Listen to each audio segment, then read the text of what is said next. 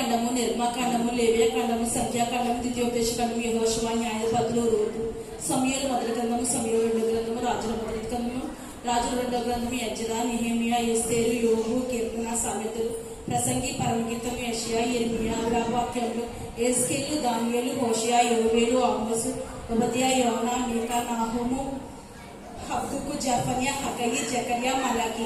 మత్తయి సువార్త, మార్కు సువార్త, లూకా సువార్త, యోహాను సువార్త, అపోస్తలుల కార్యములు, రోమీయులకు రాసిన పత్రిక, మొదటి కొరింథీ, రెండో కొరింథీ, గలాతీయులకు రాసిన పత్రిక, ఎఫెసీయులకు రాసిన పత్రిక, ఫిలిప్పీయులకు రాసిన పత్రిక, కొలస్సీయులకు రాసిన పత్రిక,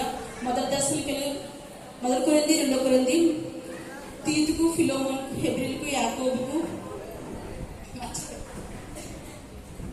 దావీదు పట్టణమందు నేడు రక్షకుడు మీ కొరకు పుట్టి అడిగిన ప్రభువైన క్రీస్తు.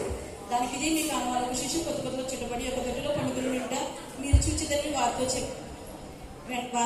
వెంటనే పరలోక సైన్య సమూహము ఆ దూతతో కూడా నుండి సర్వోన్నతమైన స్థలంలో దేవునికి మహిమయు ఆయనకి ఇష్టమైన మనుషుల భూమి మీద సమాధానం కలుగుగాని దేవునికి స్తోత్రం చేర్చుండేది. లోకా సువార్త 11వ అధ్యాయం 14.